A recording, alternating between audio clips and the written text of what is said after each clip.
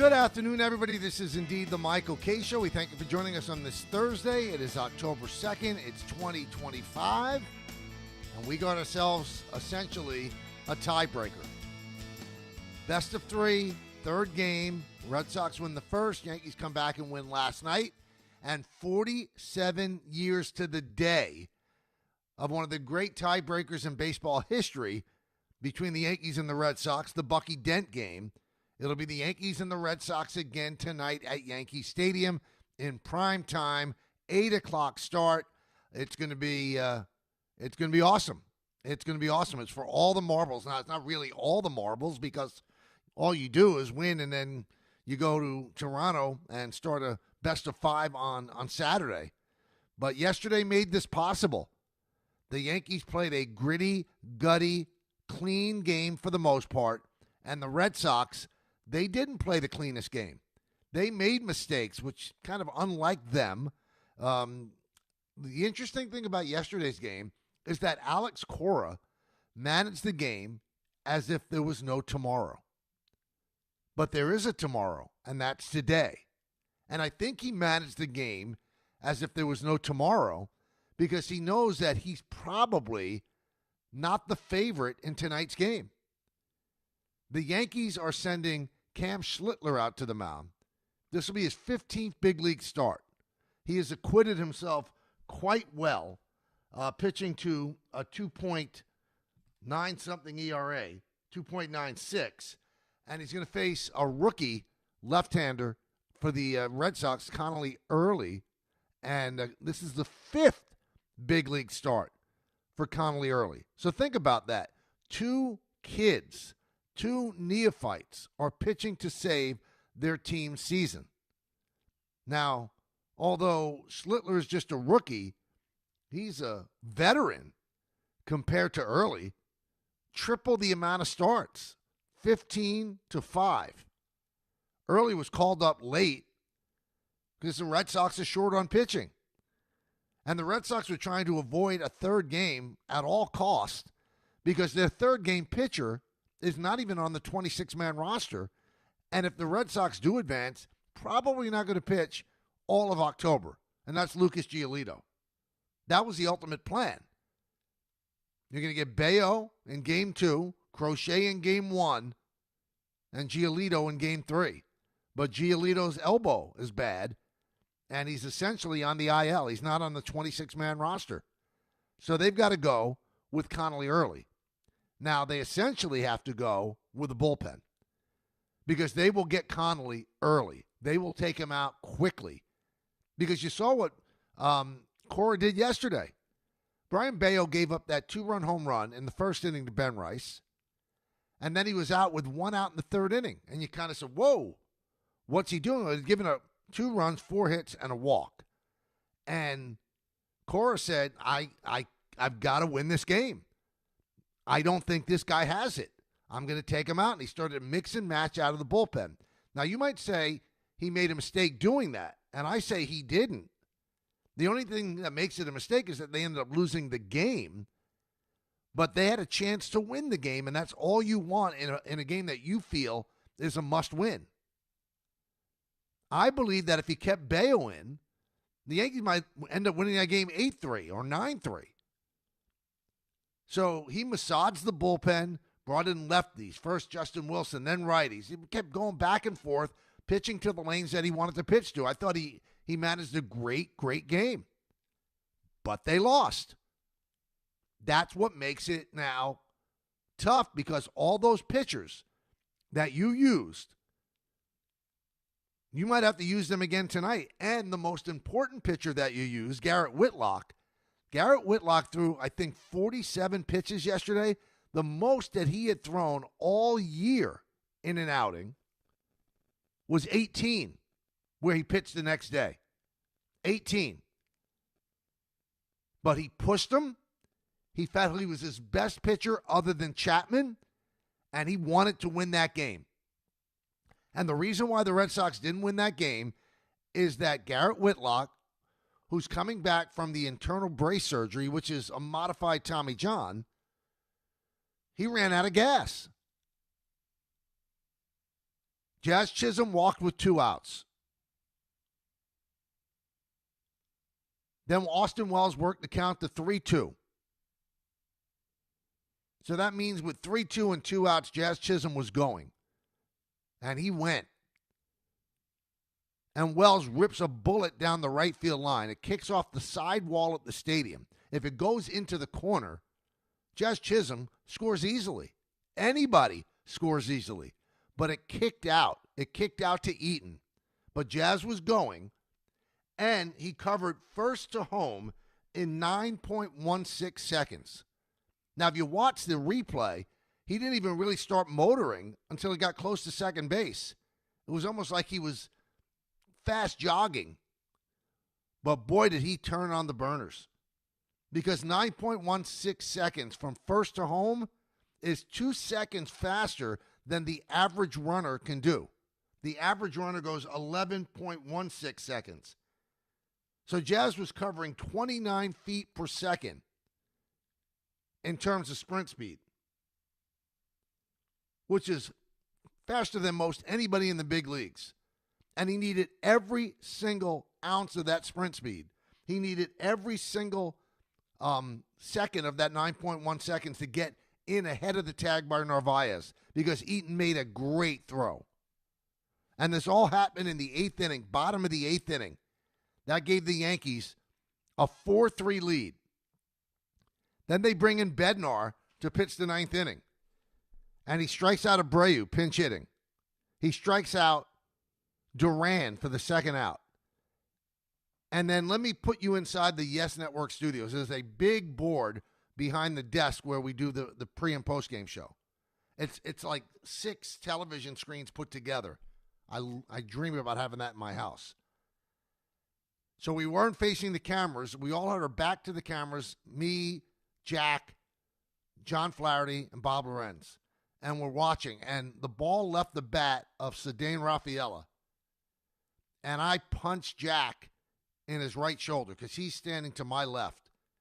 And everybody let out a groan because I thought the ball was gone. I thought it was a tie game. Everybody thought it was gone. But then Judge backs up to the warning track and makes the play. End of the ball game, and the Yankees win an absolute thriller, 4-3. Couple of things that jumped out at me. The Red Sox did not play a clean game. So there was a play when Fernando Cruz came on in relief of Carlos Rodon. Rodon, for some reason, just lost the strike zone in the 7th inning. Lost it completely. He walks Eaton, and then he hits Jarren Duran with the 4th pitch of an at-bat. So he threw 8 straight pitches, not even close to the strike zone. He just lost it. I don't know why. And then Boone very wisely took him out and brought in Cruz. This is where things started to go wrong. So first and second, nobody out. And Cora asked Ceddanne Rafaela to bunt.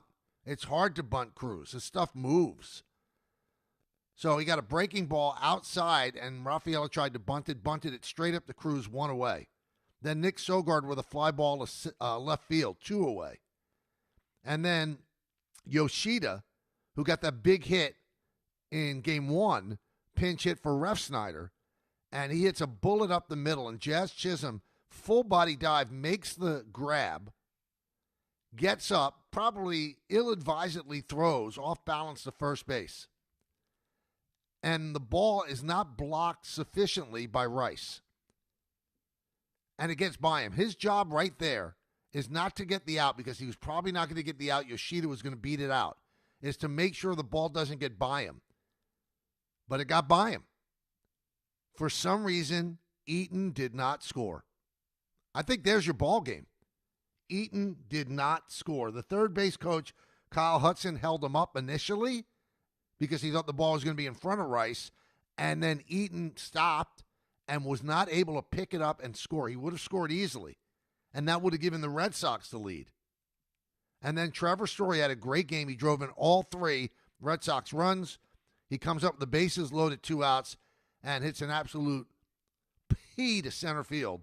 But Grisham runs it down, ended the inning, ended the threat. So 2 really bad moves by the Red Sox in terms of not executing, not getting the bunt down, and then not scoring on the ball that got past right. So the Yankees catch a break, and they win the game 4-3. They played essentially a clean game. The one mistake they made was Rodon threw a ball away on a bunt, and that was in the third inning. And that ended up leading to the 2 runs that they scored in that third inning. And then the home run to Trevor Story, he gave up to Trevor Story in the 6th. So Rodon pitched okay. 6 innings, 3 runs. That's the very definition of a quality start. Didn't pitch great. Pitched okay. But he gave the Yankees a chance to win. Bayo essentially didn't give the Red Sox a chance to win, made them empty their bullpen, and made them use Whitlock for all those pitches. Is he available tonight? I guess everybody's available tonight, but the question is, how effective will he be? Now, the Yankees have a little bit of a conundrum, too, because they use Bednar in the first 2 games. They don't usually use their relief pitchers 3 in a row, but all those rules go out the window. And I know they go out the window, everybody, but the question is, they go out the window, but are you as effective?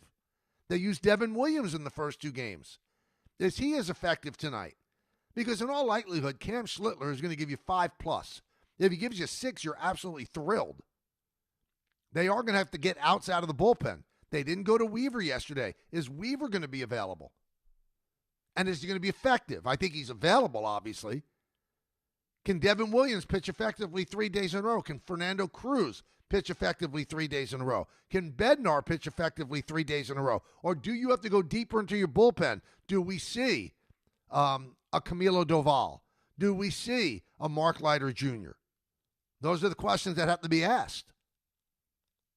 That's what makes this a scary, scary game. The Red Sox will have a fairly rested Chapman. Chapman got 4 outs in game 1, warmed up twice yesterday. Although Cora poo-pooed that. The first time he warmed up, he said that's how he prepares himself. It wasn't really a warm-up. And then he warmed up again in the 8th, but Cora kind of waved that off that he wasn't really throwing that hard. So you'd think that Chapman is well-rested. Might have to give them 2 innings. And I keep saying it over and over and over again. You are going to see these games decided by the bullpen. The first 2 games have been decided by the bullpen. And now this is for all the marbles. What manager is going to use the bullpen the best? What bullpen is going to answer the best? What bullpen is going to pitch the most effective innings and get the most number of outs? I think, just looking at the matchup, the Red Sox bullpen is going to have to get more outs than the Yankee bullpen. You can't predict. But I think Schlittler is not going to get scared out there. The moment's not going to be too big. He's a really flat-line guy. And he throws 99 miles an hour. Usually pounds the strike zone. Early, who knows? Before he was called up, 7th best prospect on the Red Sox farm system, but not even in the top 100 in all of baseball. A lot to throw on a kid. I can't wait for tonight. The game's at 8 o'clock because the Dodgers won yesterday. If the Dodgers had lost, then it was going to be 1, 3, 6, and 8 again. Know this. When this format began in 2022, the team that won the first game wins the series all the time. But when the format began, only one series had gone 3 games. Now 3 of these series have gone 3 games. Padres came back and won game 2, forcing a game 3 today. And the Guardians won game 2, forcing a game 3 today. So this is great for baseball. 3 elimination games in one day before we start the ALDSs and the NLDSs. All right, we got some guests today, also talking football with Dan Orlovsky and Chris Simms. So let me get you all involved again, but let me get you ready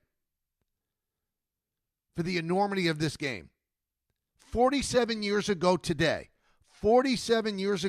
also an afternoon game, but at Fenway Park and not at Yankee Stadium, this happened.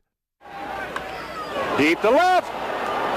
Yastrzemski will not get it. It's a home run. A 3-run home run for Bucky Dent. The Yankees now lead it by a score of 3-2. Bucky Dent has just hit his 5th home run of the year into the screen. And look at that Yankee bench. Unbelievable moment in baseball history. Right up there with Bobby Thompson. Bobby Thompson was a walk-off. This gave the Yankees the 3-2 lead. Then Reggie added a home run. The Red Sox stormed back, but as the Yankees had during the regular season, Lou Piniella made an unbelievable play in right field that could have changed the course of baseball history. And then Goose Gossage pitched all those innings in relief of Ron Guidry, and it was Yastrzemski at the plate against Gossage. He pops it up, foul territory. Greg Nettles makes the play, and the Yankees go on to the World Series where they beat the Dodgers. Is it that today? Well, it's about what's on the line. You are advancing or going home. Which team will advance? Which team will go home? 1-800-919-3776. Let's go to Q in Newark. Q. Mike, hello, what's going Q. on, man? How you doing? What's going on? How you doing today? Great. How about you? I'm all right. Hanging in there. My thing, what I wanted to ask you about is when Cruz's reaction last night after Story took him to the warning track and how he reacted to the out in that moment. Who in the everyday lineup is that guy, if we have that guy? You get what I'm saying? Yeah. They're not, you're right, Q. They're not a very demonstrative team. I mean, probably the most demonstrative players are Rosario and Caballero, and they're not everyday players. I guess the closest would be Jazz. Otherwise, they're a very conservative, business-like team. Bellinger's not like that. Grisham's not like that. Judge is not like that. McMahon, Volpe. Ben Rice has a little fire in him. Wells has a little fire in him, but there are very few people that are like Fernando Cruz. This is a kid who grew up a Yankee fan, dreamed about being a Yankee. They got him in a deal with the Reds that sent Jose Trevino to Cincinnati, and he's pitching his dream. And it's funny, you read social media and people are jumping on him for reacting that way. How would you react if you were in a playoff game for the team that you dreamed about pitching for and you got the final out? He came into a first and second, nobody out jam in the seventh inning. And although there was trouble and a great play by Jazz saved a run, he got the final out without allowing a run. Of course you're going to be happy. Let's go to Louis in Southern California. Louis. Yes, Michael, how are you? Good. How you doing? Good. How many runs you give? Cam has his problems in the first. Usually, to me, it's the first inning. How many runs will they let him go before they remove him, if that happens? I think the leash will be very short, Louis. I mean, they can't allow anybody to give up more than 2 runs. So I think both starters are going to be incredibly short leashes. This is the season. There's no net. You fall and it's it. You can't say, tomorrow. There's no tomorrow. I know that's a cliche. There's no tomorrow. So the leash has to be extremely short for both starters. You saw how short it was yesterday, and it wasn't a do-or-die game for the Red Sox. He took out a starter who was a pretty reliable starter for him and took him out with 1 out in the 3rd inning. So if you see 3 batters get on, the bullpen's going to be up. Now, how he deploys the bullpen, whether he goes to Blackburn or whether he goes to Warren, that's going to be up to him and how he thinks the matchups work. But I want to warn everybody, these are kids they're sending out today. Both teams in a do-or-die game are sending out children. That's it. Let's go to Artie in Fairlawn. Michael, honored to talk to you a long time, buddy. Listen, I'm pumped up for this game, but my problem was last night, or actually game 1, every 2-strike pitch the crowd was up. Last night it was 3-3, and they keep showing the cameras, and people are like biting their nails. Nervous. Let's go. You got to fire them up. The crowd was dead last night when it was only 3-3. Let's go. Anybody going to the game, got to get positive, baby. Let's go Yankees. Well, thank you for the phone call, but you know what? It's easy to say when the season's on the line, you're going to be nervous. Close games get crowds nervous. They didn't seem that quiet when Jazz Chisholm Jr. scored the run. They didn't seem that quiet. Of course, it's tension. You are going to bite your nails. You're going to see those shots of fans in the crowd praying, their hands clasped together under their chin. That's what it's going to be. You could say, let's get the team fired up. Well, the team has to get the crowd fired up. 3-3, In the 8th inning, you're nervous. You're thinking about your season ending. Let's go to Jason in New Jersey. Jason. Hey, Michael. How's it going? Thanks for taking my call. You got it. What's up, man? Going back to just quickly on the last caller, it's exactly what it was. I was at the game last night. It's all nerves. This isn't football, where the time is you're cheering the defense on the whole time, trying to get the crowd into it. It was just all nerves. Of course. That's what playoff baseball is. Yep. But to my question to you is, I don't know if you brought this up before. Sorry if you did. What are they going to do with the lineup tonight between first base and catcher, to me, is what I see, because I'm expecting Boston to deploy 3 lefties immediately out of the bullpen with Kyle Harrison and Peyton Tall coming out of the bullpen. Mm-hmm. And I think it's pretty obvious Ben Rice has to be in the lineup. I know they have all their analytical stuff.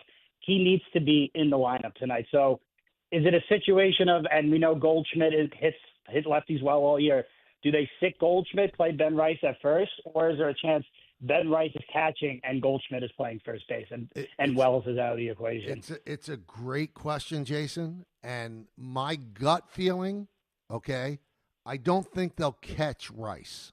I don't think that Rice has caught Schlittler this year, and Schlittler's actually pitched well with Rice behind the plate. But Austin Wells is starting to hit very well, and he's caught 2 very good games. So I think Wells is going to be behind the plate. The big decision, and Jazz Chisholm Jr. is definitely starting at second. The big decision is, do you go to Rice or do you go to Goldschmidt? And as you said, Goldschmidt's a 350 hitter against left-handed pitching. But I think, I'm not sure, I think he's going to go with Rice. And then you'll see Goldschmidt if they bring in Chapman to close the game in the 9th inning. And Goldschmidt will come in probably in the 8th inning for defense, as he did yesterday. And that's going to be a tough decision for Aaron Boone, because you're not just sitting a veteran, but you're sitting a veteran who has great success against lefty pitching. I don't envy Aaron Boone and his staff making up a lineup today, because somebody is going to be upset. Somebody's going to be upset. Seems like Ben Rice was most amenable about being benched in Game 1. He said, I understood my role to come off the bench and get a big pinch hit, but he never came off the bench. Jazz Chisholm Jr. reacted a little bit more, you could even say petulantly, but he didn't let it affect him in Game 2. And my complaint was not about Rice not playing the first game. It was about Chisholm. Chisholm's an everyday player. He should have been in there. And you could see the way he reacted. He thought he should be in there, but he contributed yesterday with a great play in the field, and then that 9.16 second run that might have saved the Yankee season. So, according to how Boone makes his lineup up, also dictates the way Cora deploys his bullpen. So maybe if he starts Goldschmidt, when Goldschmidt comes up, that's when he brings in a righty out of the bullpen. It's a game right now of 4-dimensional chess. Everything is going into the thought process on how to do this. I hope we're still on the air when the lineups come out. I hope we are. Not sure we will be. Let's go to Jacob in Bethlehem. Jacob. Hey, how you doing, Michael? Thank you for taking my call, sir. You got it. What's up, man? Hey, I had a question here. I was having a conversation with my buddies yesterday. I told him, crazy thought, but and I wouldn't put it by Cora to potentially pitch Crochet today for an inning or two. Do you think that's a possibility? I would think it's a possibility. I mean, Crochet's mindset, he threw a lot of pitches on Monday. So it's not just would he be willing to pitch, but, how much would he be able to come close to the pitcher that he is? If they think that he is, would they have him come in and pitch an inning? Sure. Remember in 2001, Randy Johnson came in without a day off and pitched. He started Game 6 and came in Game 7. Now, that was the World Series. That was the last game of the year. You had all winter the rest. If you deploy Crochet that way, when can you use him in the DS? Probably in Game 3. I don't think Fried would be used today. I think that Bayo could be used today. I mean, he only threw 28 pitches, I think, yesterday. So Bayo could be used. It's fascinating. That's why you love winner-take-all games. You love them because everything's on the line. You have to manage because there is no tomorrow. And the tricky part is the team that wins, there is a tomorrow. It's on Saturday. So you can't completely blow your whole team out either. But the team that loses, there is no tomorrow, so there's not any sense in saving anybody. So you've got to operate like this. I got to win this game. I'll worry about Saturday on Saturday because that's game one of the ALDS. It starts at 4 o'clock in Toronto. That's game one. So you're going to have Friday off. You worry about tonight. You can't even think about game one. You can't even think about it. And I would think that if the Yankees end up winning this game, game one might be started by Luis Gil. Because Fried pitched on Tuesday. That's Wednesday, Thursday, Friday. Wednesday, Thursday, Friday. No, he can't pitch on 3 days rest. He'll start game two on normal rest. So nobody else will be available other than Warren and Gil. Who did you go with? But again, that's Saturday. You have to worry just about today. That's the only thing on your mind. No planning forward, planning now. Win tonight. Live to tell the story on Saturday about how you're going to make it work. A lot of football news out there, too, which is taking a back seat, especially here in New York because of the Yankees. And we'll talk to Dan Orlovsky about what's going on with Jaxson Dart and the Jet offense, which didn't look that great until the fourth quarter on Monday night. All of it coming up in just a moment right here. You're watching us on the ESPN New York YouTube page, and you're listening on ESPN New York.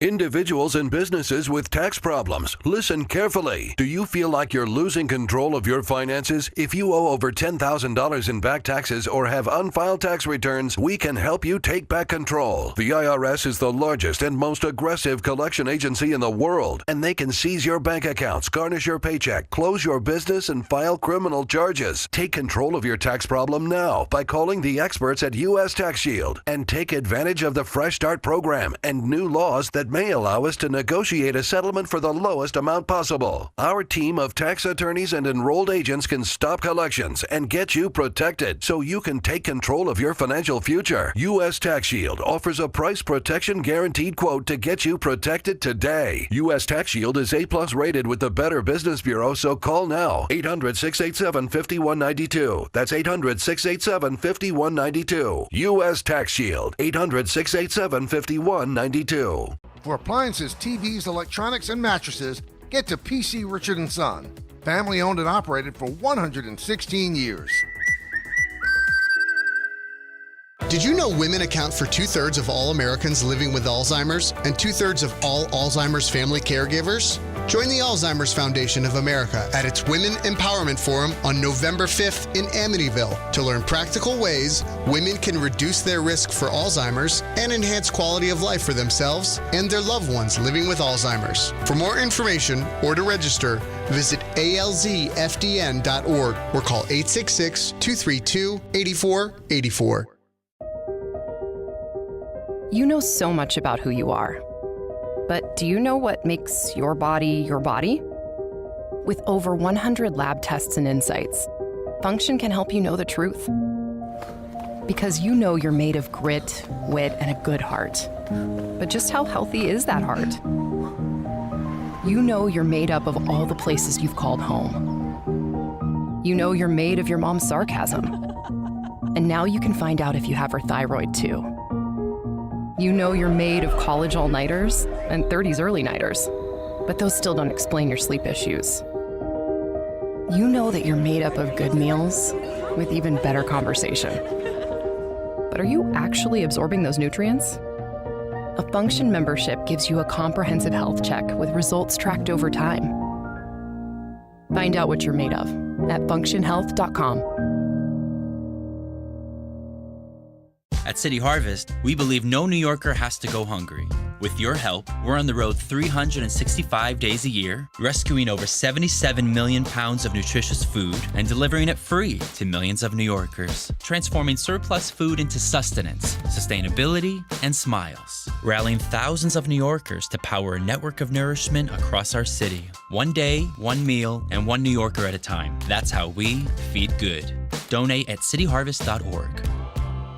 At Uline, they know firsthand the road to success is an uphill climb. Uline started in the family basement, and through hard work is now North America's most trusted shipping and industrial supplier. They get what it means to have the support of reliable, hardworking partners. So they keep 41,000 items ready to ship. Whether your company is still in a basement office or expanding cross-country, Uline will be there on your road to success. Visit uline.com. What is it that makes the all-new Hyundai Palisade hybrid an incredible SUV? Is it the spacious interior that's comfy for the whole crew? Or the capability to go off-road? Maybe it's up to 600-plus miles of range. Is it the driver behind the wheel? What if it's all of that and more? What is it then? The all-new Hyundai Palisade Hybrid. So much more than just another SUV. Visit HyundaiUSA.com or call 562-314-4603 for more details. That's 562-314-4603. Hey, fans! Welcome back to Fansville's Cheers and Tears. Oh. Okay, so everybody deals with losing, right? To a rival on a last-second field goal. Whatever, it's fine. I'm totally fine. But I cope with losing with an ice-cold Dr. Pepper. Those 23 flavors are so delicious. They totally wash away the pain of your college football team taking a big fat L. College football, it's a pepper thing. Welcome back to the show. It's been all baseball. Let's talk a little football now with our good friend Dan Orlovsky. Dan, how you doing? I'm doing great, bud. How are you doing, man? I'm doing very, very well. Let's start off with Jaxson Dart. I'm sure you've studied the whole performance. What do you think?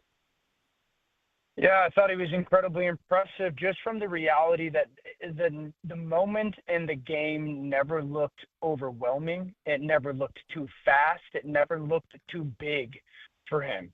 I feel that's a very good start. I think the second thing was that as far as the play on the field, I wasn't surprised with the athleticism and or the running. That is certainly a strength of his game. I think the two things that I was pleasantly surprised with was, one, he was really good at getting through some reads and progressions. And that was a thing that a lot of people that I disagreed with coming out with school was everyone was like, he's a one-read guy, or he knows where the ball's supposed to go because of the offense that he played with in college.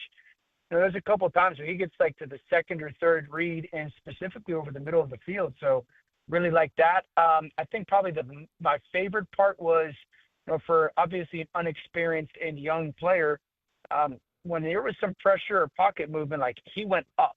It wasn't this bailing going backwards, and we see that a lot with young kids. And so the fact that he was going up and aggressive in how he was climbing the pocket was really good. And so I thought he threw it well. Again, not surprised by that. Obviously, energy, no huddle.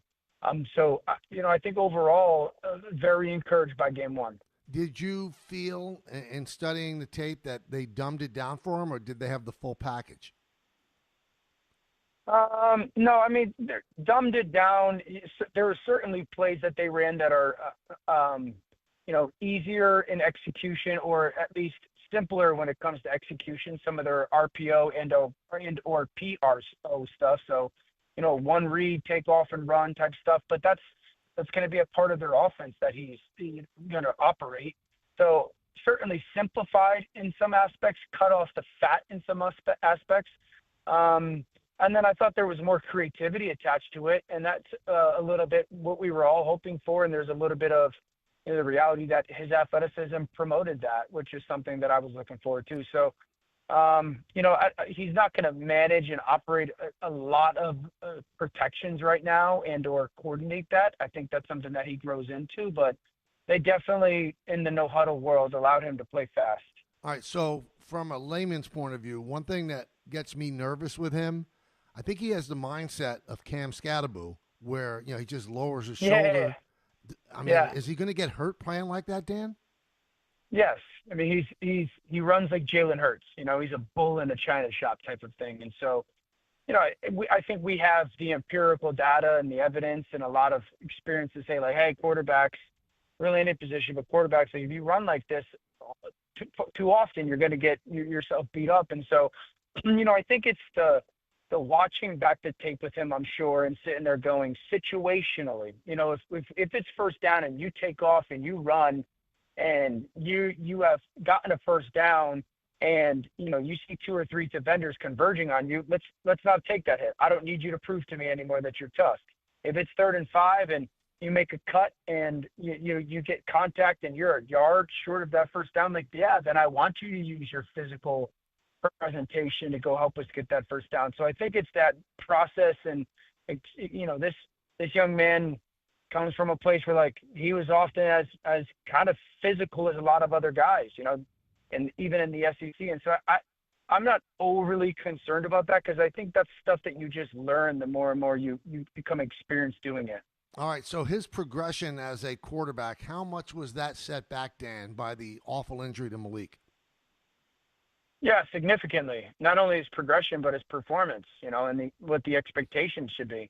If you had told me that they were going to have Malik and Malik was healthy, I would sit here and glass half full, sit here and go, they could have some success, because the offense would only continue to expand. But because of the Malik injury, now you're trying to build a pass game. And when you're building pass games, you're trying to find your 1, 2, 3 best players to be the primary people of those pass game and or pass concepts.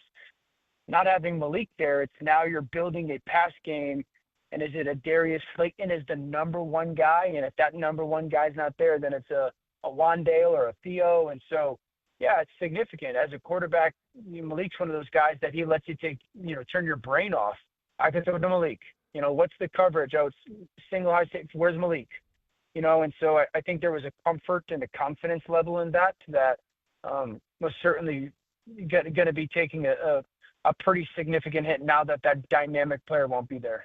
Well, we were all watching you do Monday Night Football, and the whole station was together watching, and we felt for you. I mean, because that game was awful. And what did you see from the Jets, Dan? I mean, all they do is preach, discipline and stuff like that. 6 pre-snap penalties, 13 penalties, 101 yards. I mean, you can't win like that, Dan. Yeah, I was disappointed in how they played, and probably even more so coming off of spending some time with them. I always say this: you have the opportunity to sit with these coaches and players and talk to them, and you're making some, I guess, judgments on those meetings and your interactions with those guys. And walking out of those meetings, and specifically the meeting with Aaron Glenn, I was like, man, very impressed. And you're encouraged, and you're going, that's the guy to try to get this on the right track over the long haul. And watching the game and the self-inflicting wounds and the kind of self-destruction, it was so contrast to what was being shared with us and what kind of was the belief in the philosophy. And so that was the most disappointing part. And then also, and I talked to Coach Glenn about this, being the defensive guy, some of the lack of communication on their back end, and I call them blown coverages, and maybe they're not schematic blown coverages, but man coverage, you get constantly getting picked, or the poor tackling. Those are a lot of controllable things. And so I was surprised by how poorly that part of it kind of presented itself. And so they obviously have a lot to clean up, and there's a lot of room for them to get better. And in their words, they were like, we will start winning when we stop stupid. And that, and try not to be a jerk, but a lot of the stuff they did was just stupid football. Mm-hmm. Now, it seems their plan, though, Dan, is to run some more. Oh, okay, that's safe. He's a disciple of Parcells, but no, the best player on the team is Garrett Wilson. You're essentially neutering him if all you're going to do is run. Yeah, no bigger fan that attached to the NFL than Garrett Wilson. I thought Garrett Wilson should be the first pick of the draft when he was coming out of school. So I love the young man. I think he's absolutely sensational, and I believe that walking out of that game, outside of the obviously penalty and turnovers, it's like you don't throw the ball to Garrett enough. And so I'm with you. I think that there's a reality of who they are, who they want to be, who they are as a team that believes their offensive lines is the strength of their football team. I would agree with that. Who they want to be is a team that is efficient and explosive. And, I don't know if they think that they have the capability of being explosive to the level that they want to right now, but I do believe that they are not throwing him the football enough. I'm of the camp that Garrett should probably get 12 targets a game. Game flow always dictates part of that and whatnot reality, but We said on the broadcast right before the touchdown cast, they all out pressured him. I was like, Justin has to throw that ball to Garrett in that situation. They run the same exact route on the same exact coverage versus the next play, and it's a touchdown. So, it's a philosophical thing, but at the end of the day, surely he's a guy that needs the football more. And one final thing before I let you go, we're talking to Dan Orlovsky here on the Michael Kay Show. It's such a bad optic what Shedeur Sanders did, answering the questions without saying words. And what's he doing? Who's giving him this advice? It's bad advice, in my opinion. What's your take on it? Yeah, so this doesn't have to be anybody personally attacking Shedeur Sanders, right? And I don't think doing it, nor I don't think anybody. Rex had his comments and whatnot. My thought is this: number one, at that position, and I don't care your ranking, you're always interviewing for the job, always, specifically in that league. Did his comments or the way that he handled that 30 or 40 seconds, did it help himself in his own building? Is there going to be people in that building that go, hey, he's really starting to mature and get this, and he's going to earn his opportunity? Or is there somebody outside of that building on one of those other 31 teams, a president, a GM, a decision maker, a front office guy's like, hey man, that person should be in our building because we'll be a better building and organization because of it. There's no way that anyone's going to say that. And Michael, I was a backup my whole career, 99% of it. So I understand that, and it's just like, I'm not sitting here killing the man and this is not going to be the end of the story. I'm just saying, like, you're either proving that you provide value or you're not. And I think that he's going to look back and be like, yeah, that probably wasn't that necessary. And then when you see him act like that, that probably came through in all the interviews that he did. And then you kind of understand why a guy with some physical talent dropped as far as he did. Because if GMs and coaches are going to see that kind of immaturity, I don't think they want to make you their quarterback. Yeah, the number one rule on Bill Parcells' quarterback commandments is never respond to outside noise. Never respond to external criticism. And I know the quarterback position has changed over the past, few years, and some of the at least attributes maybe aren't necessarily like staples. But if you look at those Bill Parcells 11 commandments, man, and you look at the top players at that position over the last 6, 7, 8 years, a lot of them are very true to those guys. And I just think if that's the number one thing, and if you want to be a guy in that league, Jalen Hurts has been dragged in the media over the last 3 years. He don't say anything. Dak Prescott's been dragged in the media over the last 3 years. He don't say anything. I think there's a lot that can be learned by Shedeur from that moment. Great stuff, Dan. Thank you so much as always. Yes, sir. That's Dan Orlovsky. We'll come back. We'll take more phone calls on tonight's baseball game. We have Chris Simms coming up at 2 o'clock as well. Fastest 2 hours in sports. I'm telling you, fastest 2. It goes by in an eye blink. Catch it while you can, right here on ESPN New York.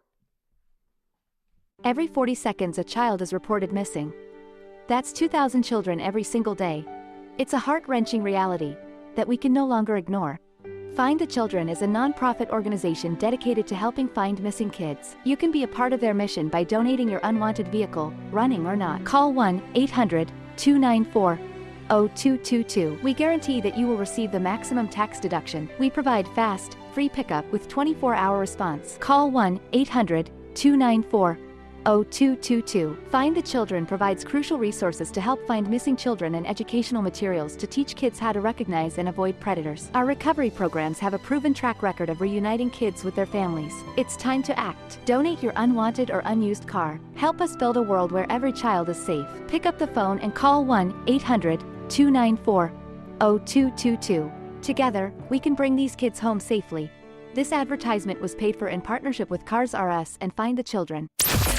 Thursday with Don, Hahn, and Rosenberg. Jazz, Chisholm, and Ben Rice were back in the lineup last night and were big contributors in the Yankees' Game 2 win. What a game. It's been 2 great games. A lot of big plays on both sides. A homer by Benny to get us rolling.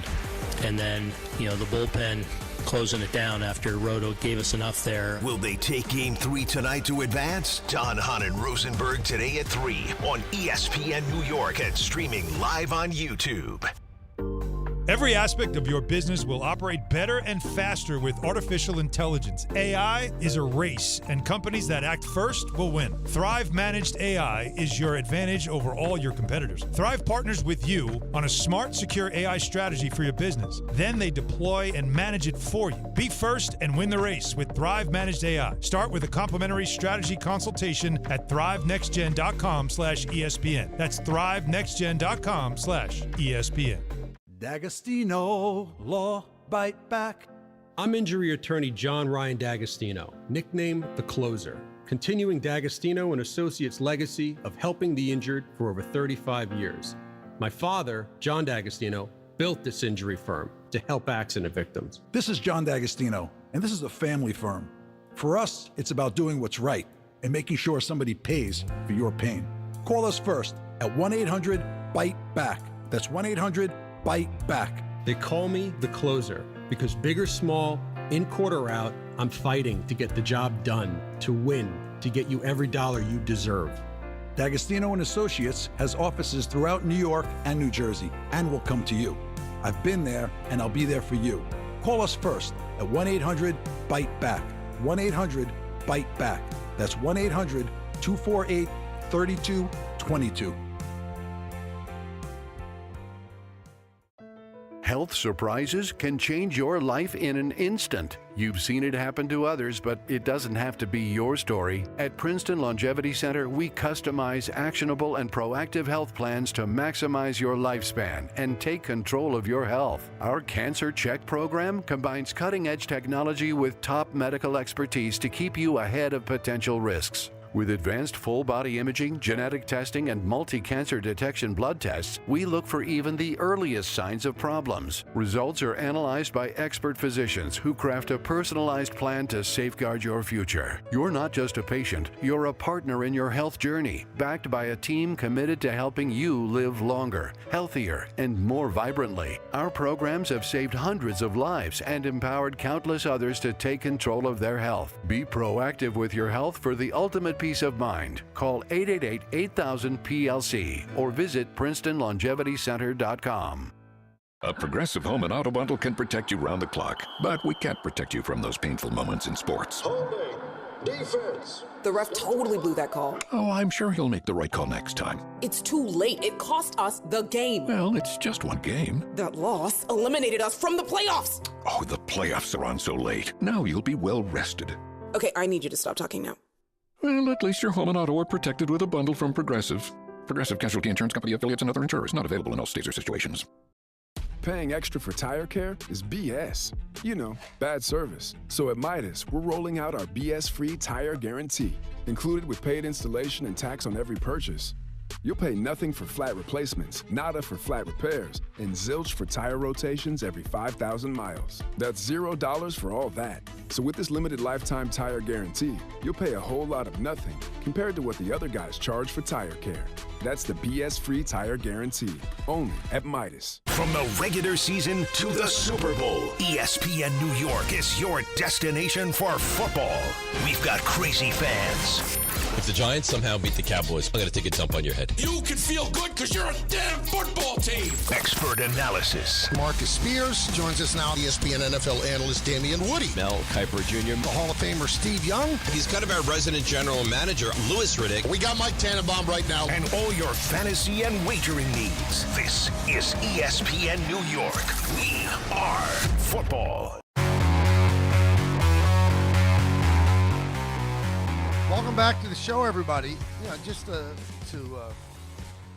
continue on with the Shedeur Sanders stuff, I really believe that a lot of people in the football analyzing business, and I thought that Dan Orlovsky was very honest, but I think a lot of them kind of pull their punches when it comes to things that Shedeur does because they're afraid of Deion, because Deion has a huge platform and could just annihilate you if you say something about his kid that he doesn't like, which any dad should do.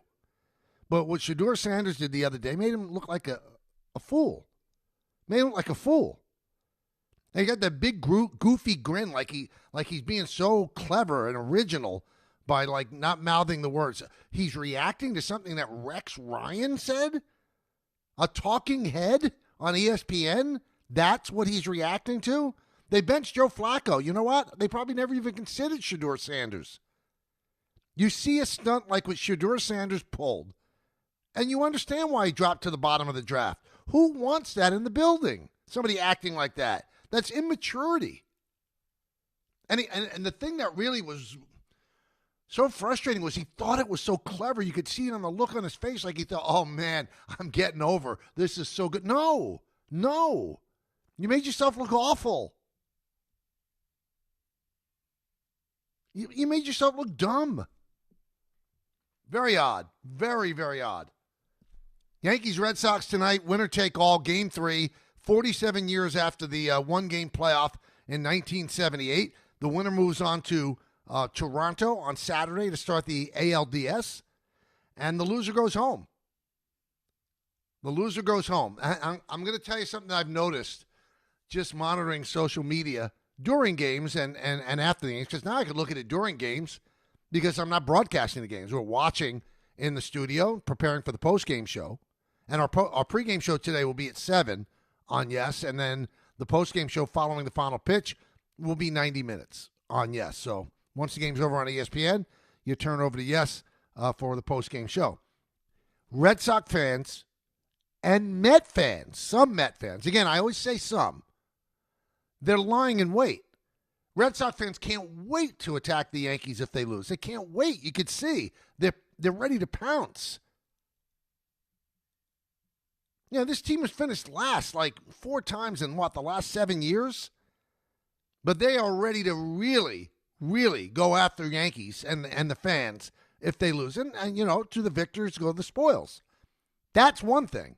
The Red Sox, if they beat the Yankees, they have the right to lord over them. They really do. The thing that I don't get is that Met fans, some Met fans, are just waiting, gleefully waiting to say, look, you lasted 3 more games than we did.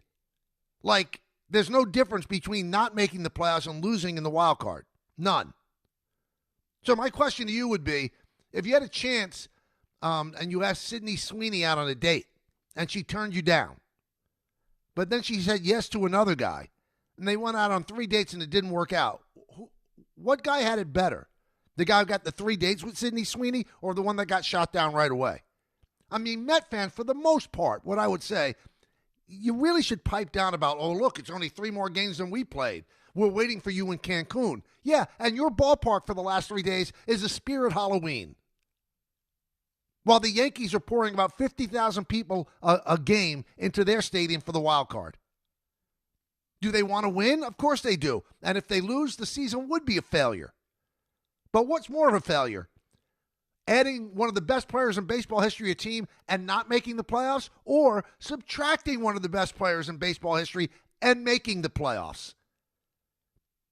So I know that Met fans are going to try to change the narrative, some Met fans, and say, oh, you didn't even last that much longer. It's just one series. One series is better than none. One series is better than none. 1-800-919-3776. Let's go to Daniel in L.A. Daniel. Yeah, Michael, I'm with you on that. I don't know why all these Met fans want to be the tallest man in a midget competition. So I don't know about that. But I just want to say, I think the Yankees got super lucky yesterday. I mean, every single ball bounced in their direction. That fly ball to Duran, I don't know how that scored a hit. If I'm an MLB player, I just fall down every time I make a bad play because they'll just give him a hit. I mean, that's got to be an error. And the other thing is that Wells ball, I actually think if it goes all the way to the corner, I don't think Chisholm scores. Oh, I think he does. I think the way that it bounced, that allowed him to score. So I haven't seen in a long time the Yankees get that lucky in a game. And I think for them to win, they got to hit the ball out of the park. And I know it's not fair to judge because he's had a good series, but he's got a mash. You know what I'm saying? Well, I mean, I've heard that narrative a lot, Daniel. You're going to rip the guy because he's gotten 6 singles or however many times? I mean, you got to be able to get a ball that you could hit out of the ballpark. I could see if he was doing 0. Yeah, you'd like him to hit home runs, but they've split the first 2 games with him just getting on base and getting hits. And I'm glad that Daniel brought up the play with Duran. That's got to be caught. I think Jack Curry looked it up. Catch probability 75%. I don't even believe that. to me, the catch probability is 100%. You have to catch that ball. Even Duran said he had to catch that ball. Now, how it scored a hit is beyond me. I mean, the ball's in his glove. But that's beside the point. The Red Sox did make mistakes, and I disagree with Daniel. The ball goes into the down the line and into the corner. Jazz scores easily. Probably doesn't even have to slide. The fact that it kicked out, I think that's what made it close. So, yeah, I disagree with him on that. Let's go to Jimmy in Connecticut. Jimmy. Hey, what's going on, Michael? Big game night, really excited. There is a way that you could start Goldie and Rice in line tonight. It's not going to be popular, and I don't think the Yankees would do it, but just hear me out on this.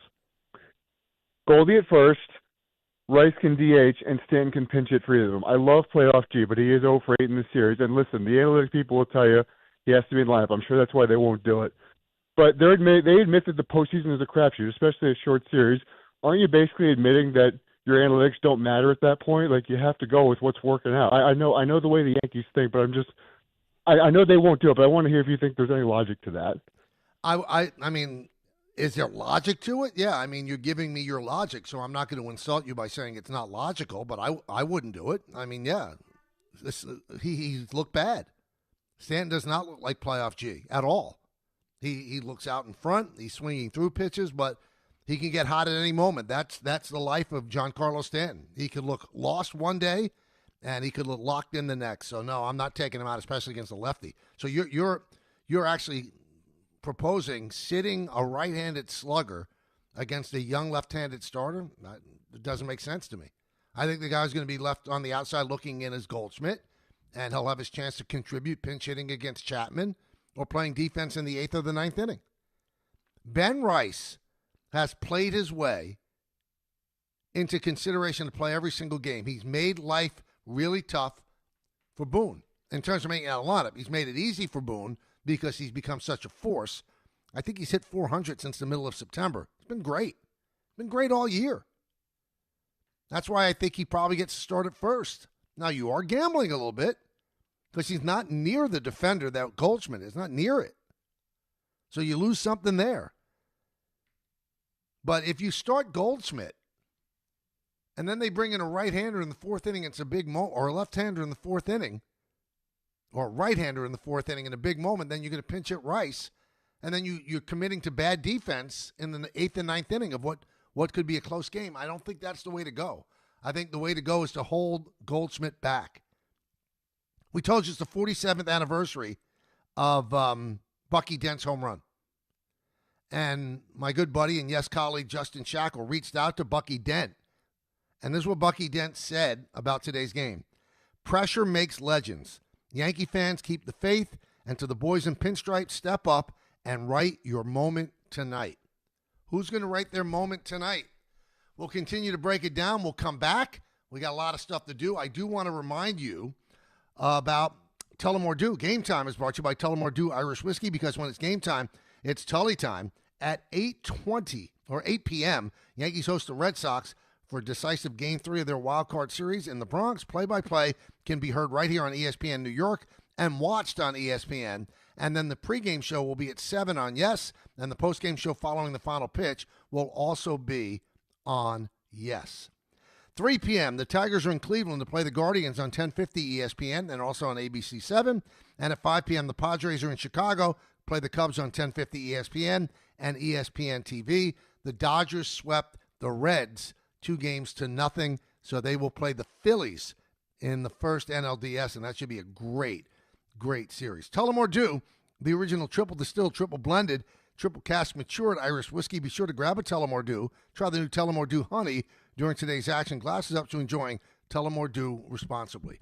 Chris Simms of NBC joins us in just a moment. Stick around for that right here on ESPN New York. At PC Richard & Son, we don't just sell you a washer with 12 buttons. We tell you what they all do. Which one saves you water, which one keeps your favorite sweater looking brand new, and which one gets out those mysterious grass stains. Because service isn't just selling you a washer, it's making sure it works for you.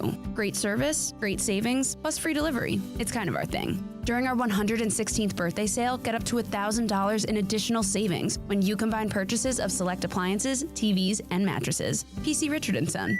Free delivery excludes Manhattan. Put him in the box. This is your radio home for New York Mets baseball. 880 ESPN, WHSQ, and WCBS-FM HD2, New York. Jets football once again returns to MetLife Stadium. See your New York Jets face off against the Dallas Cowboys on Sunday, October 5th at 1 p.m., presented by Atlantic Health System. Play action, bootleg out to the right, Justin Fields, and he will trot into the end zone with a misdirection touchdown. Get your seats now at nyjets.com/tickets. Once again, that's nyjets.com/tickets. There's nothing the voice in our head obsesses over like our health. But with over 100 lab tests and insights, Function can help answer the questions like, why am I so tired all the time? How can I get better sleep? My friend was telling me about magnesium gummy she takes. How do I even know if my heart is work stress affected? It's time to up my cardio. If my mom has something, how would I find out? It's time to get some blood work done. A Function membership gives you a comprehensive health check with results tracked over time. Find out what you're made of at functionhealth.com. 1-877 Cars for Kids. KARS Cars for Kids. 1-877 Cars for Kids. Donate your car today. 1-877 Cars for Kids. Donate your car today. Ready to get rid of that old car? Donate it to Cars for Kids.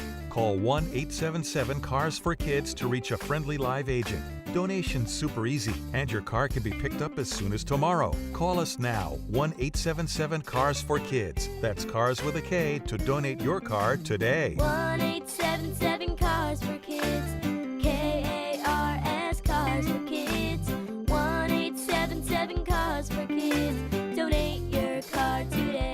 Did you know you can donate real estate too? Go to carsforkids.org. That's carsforkids.org. Your fantasy roster is set, the Smack Talk is heating up, and this season, ESPN Bet is giving you more ways to ride with your squad. Introducing the ESPN Bet Fan Center, where you can instantly link and bet on your fantasy teams right in the ESPN Bet app. An enhanced sports betting experience only from ESPN Bet, the sportsbook for sports fans. Make the connection today with ESPN Bet Fan Center and the ESPN Fantasy app. ESPN Bet Sportsbook, download the app today. Must be 21 plus. Gambling problem, call 1-800-GAMBLER. Terms and conditions apply. See app for details. Dive into the Marvel Universe on the official Marvel Podcast with the stars of the MCU. Everybody's going to be talking about whether we're casting for this character. The creators of Marvel Comics. Spider-Man is the greatest fictional character in history. And Marvel Studios' Kevin Feige. But if you want the real answer, if we're trying to get real on this podcast, giving you exclusive access to Marvel's adventures like never before. The official Marvel Podcast. New episodes every Wednesday wherever you listen to podcasts. Welcome back to the show, everybody. Talking about the Yankees and the Red Sox Game 3 tonight at the stadium, but also fitting in some football because we got another big football weekend coming up here in New York and for the NFL as well. And we love talking to Chris Simms every Thursday at this time. You could see him on NBC and college coverage and also before, during, and after the Sunday Night Football game on NBC. And Chris joins us now. Hey, Chris, how you doing? I'm doing good, Michael. How are you, buddy? I'm good. Are you going to be nervous tonight with the Yankees Red Sox? I know you're a Yankee fan. I am. I'm going to be a little nervous. I mean, listen, there's a part of me here. Of course, I'm rooting for the Yankees. I want them to beat the Red Sox. I'm sick of Boston sports. At the same time, am I a little bit like, do I really think we can win the World Series this year? I'm not sure. I'm not sure how much longer I want to keep this regime that's in control of the Yankees up there either. So I'm a little in turmoil there as far as that's concerned. Well, the regime's not changing, so you might as well root for them to win. All right, damn it. Okay, Michael. Okay, fine. All right, so let's talk about Jaxson Dart. I know you had the interview with him on Sunday. Obviously, he's got to feel good about things. I'm sure you've looked closely at the tape. What did you see? What do you feel about his first performance as a starter? Well, I mean, you got to be encouraged by it. I mean, first off, you saw the team kind of feeds off of him a little bit, and I don't think anybody you talk to, I mean, you know, the whole stadium seemed like it had more energy. As soon as you turn the game on TV, it felt like the team did, the stadium, all of that. You know, the passing game, there's nothing to write home about. It was efficient. He didn't make any big mistakes. I think that's the big thing there. And we know that was a really awesome Chargers secondary who makes things hard on you. I still continue to be amazed by his legs and what he could do there, right? But they're going to need to do more here in the passing game to win this week or be better offensively altogether. And I think this is a tough task. I think the Saints really match up well with the New York Giants. So for people that think they're just going to go down there and win one now because we won one against the Chargers at home, not so fast. This will be tough. The Saints really run the ball well. Our Giants defense does not stop the run all that well. I think they'll be able to protect against our pass rush a little bit that way. The Saints, I think, are a little better than people realize. I think it's to be a nail-biter, and I actually picked the Saints to beat them 19-17. Or have they pared down the offense so he's not going out there with a full package of plays? I don't think it's it's hard to tell what their offense is because I feel like it was pared down and wasn't going into a full package of plays with Russell Wilson. So that was limited, and you could tell it was curtailed to what he does well. So that's where I go, give me another week or two to get a little bit more feel for what it is. But I thought the Giants moving Abdul Carter out to defensive end and running him rush from the outside was a big difference for their team last week. And I also think they played a style in which they went, hey, we think our defense can maybe give Justin Herbert and the Chargers a tough time here. Let's not take too many chances, and let's play a little bit more conservative. So I got to see more to know what they're going to totally do here with the Jaxson Dart offense. All right, so you're watching football this week. You see Malik Neighbors go down. On Monday, you see Tyreek Hill go down. And I'm just wondering, because you've seen it from both sides. You're a kid watching your dad play. Then you played as well. How scary is it playing in the NFL knowing that at any moment one play could essentially end your career, certainly your season? Yeah, it's the toughest thing about the sport. It's an awesome sport. It teaches you so many lessons in life and camaraderie, and there's nothing that can beat, being out there on the field like a bunch of gladiators with 70,000 people around, and it's hard to even tell you the emotions and the addiction that the sport can give you. You try to block that type of stuff out, right? I think most football players are, kind of crazy to begin with. You know that. They're pedal to the metal type of guys, the type of guys that are, pretty fearless and just about everything in life. But that's always lurking in the back of your head, and you just hope it doesn't strike with you. And, of course, it struck with me and losing my spleen and all that. Yeah. But at the same time, I think it's the price of doing business. I never thought when I was playing, Ray Lewis and Julius Peppers crushing me in the pocket was good for my overall health. I knew what I signed up for. So it's part of the sport. It's unfortunate. The unfortunate thing I think right now, Michael K., is we're seeing it more and more. Yeah. That's what I don't like. And that's, to me, where the NFLPA is doing a disservice to the players. All these rules of lack of practice, lack of training camp.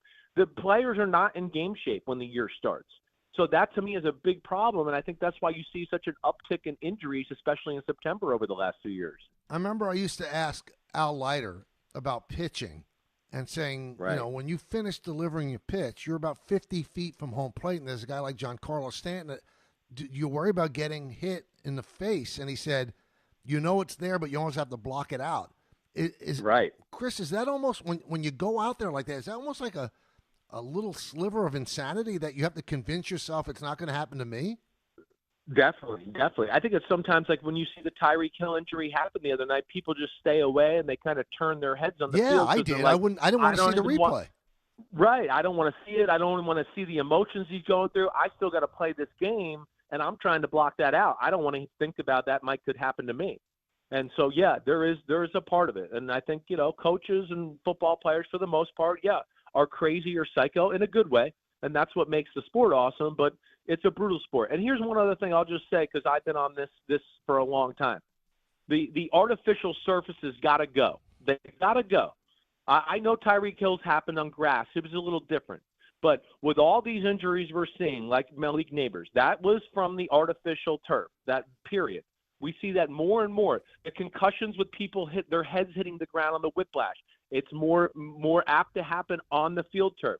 It's disgusting that our NFL owners and stadiums and sports are going to let the World Cup come in and all play on soccer, but here we are as Americans. They're like, nah, screw you. Play on the bad stuff. Deal with it. That, to me, is so wrong by the NFL.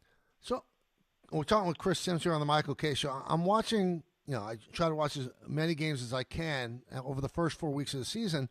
And I got to tell you, Chris, the play is sloppy. There's so many penalties. Yeah. Is that almost an offshoot of what you just said about players getting ready and not being in shape to not getting injured? Because, Steve Young always tells me you're not going to see real football about 8 weeks into the season. This is all preseason. Do you agree that there's not enough practice time and not enough games?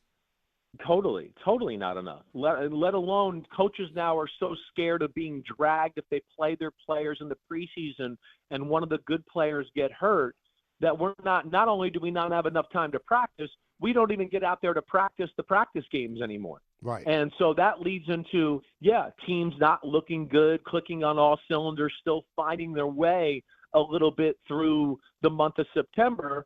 And also, like you talked about, the body's just not ready for 4 quarters of football shape. It hasn't been hardened. It hasn't been calloused by what training camp used to be. I know I sound like Mr. Old Man now, where I'm like, back in my day. But back in my day, I mean, we would go the first 14 days of training camp in 2-a-days, right? And maybe be in full pads like more than half those practices for sure. But I think between that and then, yes, people may be overdoing it with the foam rollers before they go out in the game and all that type of stuff. Yeah, I think there's a lot of things that are, contributing to what we're seeing right now. All right, and last week when we spoke to you on Thursday, we talked about how that was a big game on Monday for the Jets in order for them to continue to preach about the culture they want. I mean, Right. How do you continue to preach when you 13 penalties, 6 of them pre-snap? Yep. I thought they looked awful for 3 quarters, Chris, and then they kind of woke up in the fourth too little too late. What do you see with the Jets? What's going on there? Yeah, it is sloppy. I'll still sit here and tell you that I think Aaron Glenn needs to be the D coordinator. I think the other thing you look at, the game has to be played a certain way for them to be competitive, right? I think that's what we're seeing.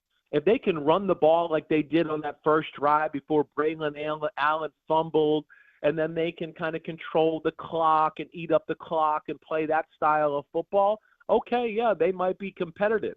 But is that realistic to be like that on a week-in, week-out basis? No. I mean, you just said right. I mean, is the passing game capable of helping out their team in the competitive part of the football game? Or is it just going to be late-game bullcrap stats every week? So I think those are things I question.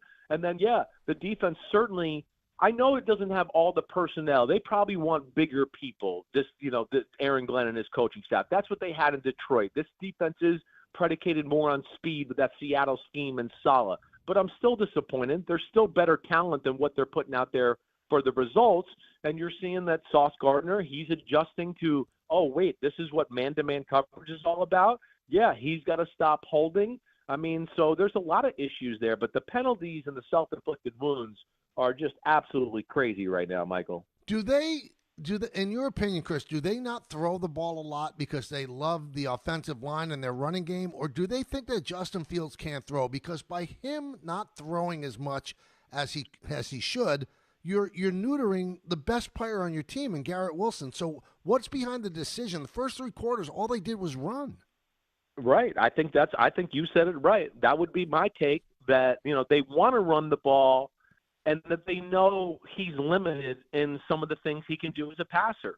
There's a reason this is his 3rd team in 3 years. And I think they're trying to hope or will that to come along, but I don't know if it's gonna. There's been a number of teams that have all sat there and hoped and willed. The Bears and the Steelers, they wanted to. So, I think it's a little bit of both of what you're saying there, and it does. It stinks for Garrett Wilson because he is the biggest playmaker on your offense, and he's stuck in an offense that really doesn't know how to utilize a number 1 star receiver and put him in positions to make the explosive plays he's capable of making. All right, so we have Paul Feinbaum on Tuesdays, and he talked about, I asked him, well, the Jets could have a really bad record, and they're going to need a quarterback. So I know you cover college football as well, and he didn't really have a good answer for who's the best quarterback out there. He says it's not Arch Manning anymore. So who is the best college quarterback out there? Oh, it is a good question. Well, all right. So the guy that catches my eye more than anybody was the Oklahoma kid, but he got hurt, John Mateer, right? he catches my eye in a big-time way. Now, he still has another year of eligibility. The kid down at LSU, Nussmeier, he's playing hurt right now. He's another guy that I think has got some big-time talent and can do some things there. But I think he's got an oblique injury, so he's not really capable of maybe showing what he truly has. I think it's up for debate right now. I don't think there's any slam dunk one, and I need to study more of them to really give you a feel of that. But, yeah, I mean, the Arch Manning thing is way out of the window. I mean, I've gotten on some of my NFL scout friends who are like, oh, he's definitely the number one pick. And I'm like, you mean 171 or 1? What are you talking about? I mean, he's not there yet. He is throwing the ball so badly, it's disappointing that way. So he's got to get that figured out. But, yeah, I think it's up for debate right now. I think there's some guys still we need to see, and I feel like I'm probably missing somebody that I'm not recalling off the top of my head. But, the Oregon kid has that type of potential, but I still think he's young and would benefit from another year in college football. And Klubnik has been a disappointment. Definitely. Klubnik is a disappointment. I never really saw top-end first-round talent from him anyways. I think the guy that's impressed me a lot, and we'll see if he continues to rise here, is the kid from Alabama. Ty Simpson has been phenomenal.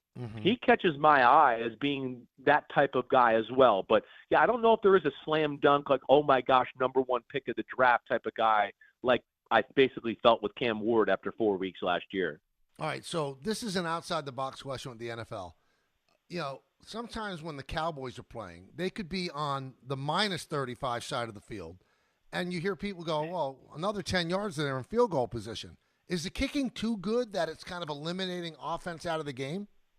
Well, I don't think it has gotten extremely good, and it's changed the dynamic of the game. Like you said, if you get the ball at the 35, you go, wait, if they get one completion, they can kick a field goal here and do that. I think the NFL likes that, though, because it's still points. The NFL wants points. They've made that apparent. The kicking ball, I think, has probably added another, yard or two for a lot of these kickers, and the fact that they can use a ball and inflate it to the maximum capabilities of the rules and then squeeze that ball and put the air in the middle of it, I think that's helped out. But, as a whole, we're seeing college NFL, just 50 yards is nothing. I mean, the record, I think, is going to get broken this year. You're going to see somebody make one from 67, 68, maybe 70. But I don't know if I feel like it's hurting offense. I don't know if I go that far. Okay. I want to ask you about what we saw from Shedeur Sanders yesterday. Is he hurting himself by acting this way? I mean, seemingly so immature, Chris. Yeah, definitely hurting himself. Definitely. He's got a lot of question marks around from people in the NFL. That's part of the reason he fell. Part of the reason he fell is because people feel like he, disrespected the process of the draft process. It didn't handle like a professional. It wasn't mature that way. So to do that yesterday, yes, if I was advising Shedeur Sanders, I'd go, well, why? Why would you do that? Why? You probably canceled out 5 teams from wanting you now who are like, oh, my gosh, he's just always going to be a handful, huh? It's always going to be something. So that's just right now, just be in the background and work. Your time can come here. So be ready for that time. But, yeah, I don't think he helps himself by saying, I think I'm better than one of the starters out there, or his mom going to social media and saying those type of things. I'm a little annoyed with everybody acting like they know more than what's going on in Cleveland. That's what annoys me. It's like, oh, yeah, Cleveland's deliberately screwing them over so they can screw themselves over. That's exactly what they're doing. Yeah, right. I mean, come on, everybody. First off, Dylan Gabriel impressed them. They were going to probably start Dylan Gabriel to start the season if he didn't get hurt during training camp. Shedeur Sanders did not impress on a daily basis in OTAs or training camp. He hasn't earned the right for them to trust him to be the backup yet. That might come, but all these people and armchair quarterbacks who think they know more than what the Browns have been seeing on an everyday basis, to me, is just crazy right now. Also, why would the Browns waste a draft pick? I mean, exactly. why they would be cutting off their nose to spite their face. Exactly right. And what we can argue why they draft him, right? I understand it. The value is there too, but then also, and I know the analytics say draft him, but I also want to go, the human analytics are, wait, is this going to be a distraction for our team? Is this all we're going to talk about? And the human analytics would go, yeah, right now it's a distraction for them. I mean, he gets talked about more than anybody on their team. They got one of the best defenses and one of the best defensive players in football. But I would say he dominates the headlines on a weekly basis. That can't be going over well in the locker room. Right. That like, hey, we're getting ready for a big game, and our third-string quarterback is in the headlines again, right? I don't know how guys that are veterans that are doing their work on the defensive side of the ball are going to love that. So, yeah, I just feel like he's approaching things a little bit the wrong way. All right, final thing. We always seem like we're so quick to want to kill off a dynasty. And we pretty much drove the stake through the hearts of the Chiefs. But then the Chiefs do what they did last weekend. Are they, again, and remain a really good team that's a championship contender? I don't know if I feel like championship contender. I don't know if I feel that this year. But do I feel like they can be still real competitive, of course, be in the playoffs and be dangerous when they come into your town in a playoff game? Yes. I do think they found something last week. They got into the short passing game, and that was something I had kind of been banging the table for in my podcast. Like, there's no silver lining, or they're not going to get better run the ball. The only thing they can rely on is Mahomes. Let him have the ball, put him in shotgun, let him surgically destroy every defense. They kind of went to that mode last week. And to me, if you're a good offense or good at anything, you have to be elite at something, right? You got to do something elite to make the defense now change how they want to play, and it opens up other things in your offense. To me, what you'll see them do, and I think we're going to continue, is the short passing game. Teams are going to get sick of it. They're going to start to play aggressive, and that's when you'll see Xavier Worthy down the field and Rashee Rice when he gets back healthy. And, of course, Xavier Worthy does help their offense and takes a little pressure off of everything there. Great stuff. Enjoy the Yankee game tonight and enjoy the football this weekend, man. Thanks, man. You too. I'll talk to you. See you, buddy. That's Chris Simms. Great. It's our quarterback Thursday. That's what it is. We have Orlovsky, you have Simms. Got great opinions from both of them. So I love Thursdays on the show. I love every day on the show because you guys make it easy. Now it's time for you guys to be the co-host. I know you've got a lot to talk about with the Yankees and the Red Sox tonight. Game 3. Winner take all, 47 years to the day when Bucky hit a home run to send the Yankees into the playoffs and then eventually to win the World Series against the Dodgers for the second straight year. Do the Yankees have that this season? Well, when I look at the American League, everybody, they're as good as any team in the American League. I'm sorry. Do you think that the Yankees are really scared about possibly facing the Blue Jays? And Blue Jays are outstanding, but the Yankees have a lot of outstanding parts of their team too. Seattle, Cleveland, Detroit. Who's the one that you say, well, the Yankees just can't get past them? Now, one quick thing, again, this is the old guy on the lawn. I'm sorry. And you know that I kind of talk every now and then about, oh boy, baseball celebrates every single level, right? The Dodgers beat the Reds. The Reds won 83 games. You celebrating like you beat the Yankees in the World Series last year? I mean, really, that's worthy of a celebration? I know it's a next step and you get to play the Phillies, and maybe I'm being a jerk, but I watched that celebration and go, you beat the Reds. Did anybody think the Reds were going to win one game in that series? You beat the Reds. The Reds are not ready for this. This is the first step on a journey to make themselves a real, legitimate contending team. They only got in because the Mets fell back to them, not because they overtook the Mets. And the Dodgers celebrate like, wow, they just won their second World Series in a row. You watch that series, though, and it does tell you the Dodger bullpen is not reliable. I think that series against the Phillies is going to be fascinating. And you almost get the feeling that the team that comes out of the National League might come out of that series. 1-800-919-3776. But I know you're concerned most about Yankees and the Red Sox. We'll break it down. Some of the things that I expect from Schlittler. I'm not sure what to expect from Early. I haven't seen him pitch yet. I've read everything about him. 29 strikeouts in 19 innings. That's impressive. And that's what it comes down to. 2 kids. 2 pitching for 2 legendary teams to move to the next round of the playoffs. Can't wait. Let's talk about it more when we get back. You're watching us on the ESPN New York YouTube channel and ESPN New York. Thursday with Don, Hahn, and Rosenberg. Jazz, Chisholm, and Ben Rice were back in the lineup last night and were big contributors in the Yankees' Game 2 win. What a game. I mean, it's been two great games. You know, a lot of big plays on both sides. A homer by Benny to get us rolling.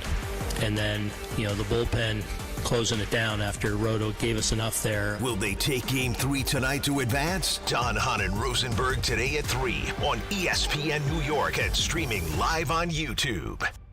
To help those who want to be helped but may not be able to afford it. That's what PGA Tour winner Grayson Murray had envisioned for a foundation before he sadly took his own life at just 30 years old. His parents channeled their grief into creating the Grayson Murray Foundation, carrying out his vision to help those struggling with mental health and addiction. To donate and learn more, visit GraysonMurrayFoundation.com. Listen up, New York. It's football season, and you should be out there enjoying every play, every tailgate, every moment. But if you're dealing with neck pain, back pain, joint pain, or sciatica, even getting off the couch can feel like a challenge. That's where Dr. Jay Shaw at Sandwell Pain comes in. He's one of New Jersey's top pain specialists, Ivy League trained, double board certified, and dedicated to getting you back in the game. Here's the difference. No surgery, no scars, no long recovery, no pain medication. Just precise, non-surgical, image-guided procedures that get real results. Dr. Shaw treats everything from neck pain, back pain, migraines, nerve pain, and chronic joint pain. And he builds a custom game plan that's right for you. Same day or next day appointments are available with offices in Woodbridge, Livingston, and Inglewood. And yes, most major insurances are accepted. So don't let pain keep you on the sidelines this season. Go to SandwellPain.com to call, text, or book online. Relief is closer than you think, and it starts today. D'Agostino & Associates is a legacy firm, and I'm proud to be a part of that legacy. I'm Jenna D'Agostino, and like my father, I fight to get justice for the injured. The hustle and grit of these streets shaped me. I'm John D'Agostino, and from the concrete to the courtroom, I built this injury firm 35 years ago to get accident victims justice. So call my team first, 1-800-BITE-BACK. That's 1-800-248-3222. You want justice? Think Jenna D'Agostino. Think D'Agostino & Associates. Justice isn't just a word. For us, it's a way of life. It's having compassion for your struggle and getting you paid for your pain. Now that's justice. D'Agostino & Associates means being there for the injured. Seriously injured? Call my team first at 1-800-BITE-BACK. That's 1-800-248-3222. D'Agostino & Associates has offices throughout New York and New Jersey and will come to you. I've been there, and I'll be there for you. D'Agostino, Law, Bite Back. At City Harvest, we believe no New Yorker has to go hungry. With your help, we're on the road 365 days a year, rescuing over 77 million pounds of nutritious food and delivering it free to millions of New Yorkers, transforming surplus food into sustenance, sustainability, and smiles, rallying thousands of New Yorkers to power a network of nourishment across our city. One day, one meal, and one New Yorker at a time. That's how we feed good. Donate at cityharvest.org. Every aspect of your business will operate better and faster with artificial intelligence. AI is a race, and companies that act first will win. Thrive Managed AI is your advantage over all your competitors. Thrive partners with you on a smart, secure AI strategy for your business. Then they deploy and manage it for you. Be first and win the race with Thrive Managed AI. Start with a complimentary strategy consultation at thrivenextgen.com/ESPN. That's thrivenextgen.com/ESPN. Are you ready to make a difference for the environment while helping the visually impaired at the same time? Then donate your vehicle to Heritage for the Blind today by calling 1-800-983-6530. Every donated vehicle will either be properly recycled in an eco-friendly manner or given a new life through reuse. Donating your vehicle is easy. Simply call 1-800-983-6530 and Heritage for the Blind will do the rest. They'll even arrange for your vehicle to be picked up at no cost to you. And for a limited time, when you donate your car, you'll receive a $200 restaurant voucher and a 2-night, 3-day hotel stay at one of 50 locations. Call 1-800-983-6530 right now to schedule your vehicle donation and make a positive impact on the environment while helping others. Heritage for the Blind, where every car donation counts and every person makes a difference. Call 1-800-983-6530 now. This advertisement is paid for by Heritage for the Blind. All right, so Cam Schlittler gets an important start for the Yankees in getting to know the young man. He's very even-keeled. He's not too high, not too low, soft-spoken, and that's off the field. On the field, it doesn't seem like the emotions run too high. He seems very, very low-key on the mound. So I don't think the moment is going to be too big. Now, that's just a guess because he's never been in this moment. He's pitched some big games for the Yanks. He throws 99 miles an hour easily without any stress. He pounds the strike zone, although what I worry about in this game, usually there's an inning in there where he loses command.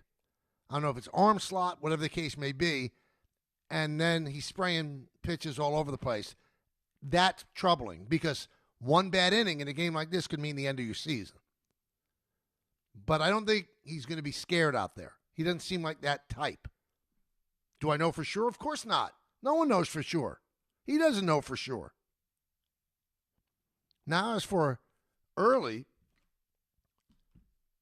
7th ranked prospect for the Red Sox, but not in the top 100 in baseball.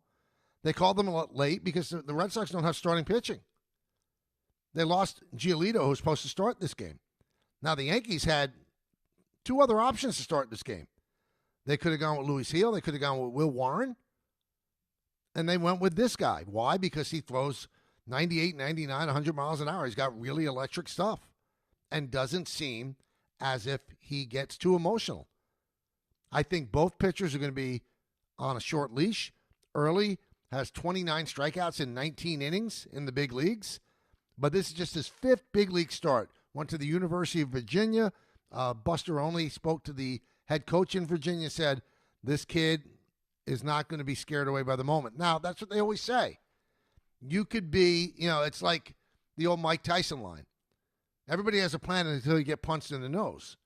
When you take the mound at Yankee Stadium and there are 48,000 people screaming at the top of their lungs at the beginning, you can't plan for that. You've never dealt with that. Schlittler didn't deal with that at Northeastern. Early didn't deal with that at Virginia. Something else snaps in. A survival instinct. Or toughness that I'm not going to let this end me. If I had a bet on either of the two guys being more ready, it's the guy that has had 15 starts and not 5. And that would be Schlittler. We'll see. I think it's going to be fascinating. And again, both managers will pull their pitcher in the first inning if need be. And it does need be because this is it. There's no tomorrow. And don't worry about keeping somebody fresh for game 1 of the ALDS. Forget about that. You're not getting to the ALDS unless you win this game. You piece together game 1 with duct tape if you have to. You just do. 1-800-919-3776. Let's go to Tom in East Rutherford. Tom. Hey, Michael. Thanks for having me on. You got it. And I was dying laughing about your Sidney Sweeney comment earlier. My first point is I'd like to make just personally to you. 64 years of age, Michael, is the new 44 years of age. I've heard you saying you might scale back. You're in your twilight. Please, please, please, Michael. The other announcers are great, but you are the straw that stirs the drink. So please reconsider. We need at least 125, 130 from you. Well, I mean, I'm locked in. I'll tell you what, Tom, I'm locked in for 3 more years at least at 135, so I'm not planning on going anywhere. There you go. Oh, that's great news. All right, so you've been saying about Schlittler, baby Cole, Schlittler. He's going to have a short leash. He's not going to have the same leash that Rodon had last night, giving up 2 in the first 3 innings.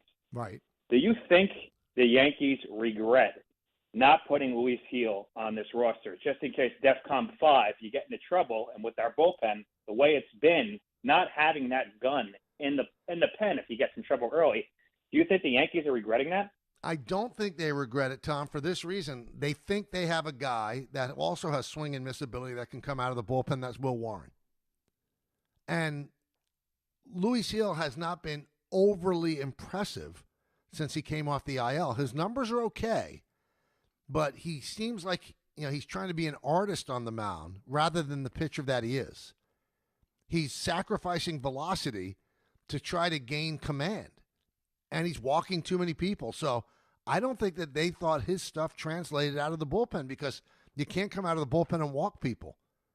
So if the Yankees need some length, and you don't really need length out of the bullpen, because the Red Sox proved that yesterday. They didn't bring in a length guy when they took out Bayo in the third inning. They brought in short guys for an inning plus, 2 innings by Wilson. That's what the Yankees will do. And if they need some length and they feel that there's a good lane for Warren, they will bring him in. But otherwise, you'll see Leiter, you'll see Blackburn, you'll see Doval, you'll see Weaver. I mean, everybody will be on board. I don't think that they would bring back Fried or Rodon. Those are the only pitchers on the staff that I don't think that we'll see today. But no, I don't think they regret the Heel thing, because Heel started on Sunday, and that would still be short rest for him. Monday, Tuesday, Wednesday. This is Thursday. I still don't think they'd want to pitch Heel today. Now, if they really wanted Heel, they wouldn't have started him Sunday. So the fact that they started him Sunday, they did not want him pitching in the short series. But as I mentioned earlier, if the Yankees make the ALDS, there's a good chance that Hill will start game 1 on Saturday against the Blue Jays. Let's go to Vinny in Staten Island. Vinny. What's up, Michael? Hey, Vin. Mike, before I get to my point, I got a bone to pick with you. Soto isn't one of the greatest pit players in Major League history. I never said players, Saying that hitters. before. Hitters. Okay, well, he's not one of the greatest hitters in Major League Baseball. I just want to make a point about Anthony Volpe, about all the naysayers about Volpe. This kid is proving his worth in the field. He's such a disturbance on the bases, and with his bat also. This kid could be the next Jeter at shortstop for the Yankees. I love the way he plays. I remember him playing as a 12, 13-year-old. My son played against him out in Jersey. This kid's going to be some ball player. He's just shown he got what it takes in these playoffs. Thank you, Michael, for the call. I'll talk to you soon, buddy. You got it, Vin. Listen, playoff Volpe is completely different than regular season Volpe. And I said this on the postgame yesterday. If he played like this in the regular season, this is the guy that they want him to be. He's a 300 hitter. He has power. He makes the plays in the field. It's hard to ignore he did not have a good year this year. So I believe his first year in the big leagues, his WAR was 3.3 or 3.4. Last year it dropped to 3.3. This year it dropped to 1.4. It's unacceptable. That's not good enough. Not good enough. He knows he has to be better than that. But I told you from, even when they benched him, he was going to be the shortstop in the playoffs. He's more reliable than Caballero, and he's proven in the playoffs to be a guy that can hit. He's a 300 hitter in the playoffs, a different guy. This guy hit a grand slam in the World Series. Just don't forget stuff like that. So, yeah, I mean, you're saying he's going to be the next Jeter. I think that's a little bit hyperbolic. But he should be showing us more of that in year 3. Do I think he could be a contributing shortstop on a championship team? I do. And when people right now are rolling their eyes, and I say, whoa, don't roll your eyes. He was a shortstop on a team that went to the game 5 of the World Series last year. So you don't think he could be a shortstop on a World Series winning team? Let's go to Mike in Staten Island. Mike. Hey, how you doing, Mike? Great to talk to you. Thanks, Mike. How you doing? I'm doing well. Good. So I have just a quick thing about Judge, but I have a little side note about Volpe, if that's all right. Okay. So Anthony Volpe, I don't know if it's just me, but the way he looks in the playoffs is totally different from the way he looks in the regular season. I just feel like that play he made last night on the jump throw was poised and it looked great. I mean, that was a huge play in the game, and I feel like he has a little bit of a different tone to him come playoffs. I don't know. He's got to somehow channel that in the regular season, Mike. He looks just like a totally different player come playoff time. I feel like he has that clutch in him that you don't tend to see so much in the regular season, but he really looks like he got it. Maybe Jeter-esque. But think about Judge. I feel like I'm really happy with the way he's performed so far. It's nice to see him hitting the ball well. Do you think that like a big home run game is due? I feel like it's sort of like right there, and I feel like it's just going to set him off. Hopefully to have a huge series against Toronto. Do you feel like that's maybe in the cards for him? Well, when I watch him, Mike, I want to see if he's on time.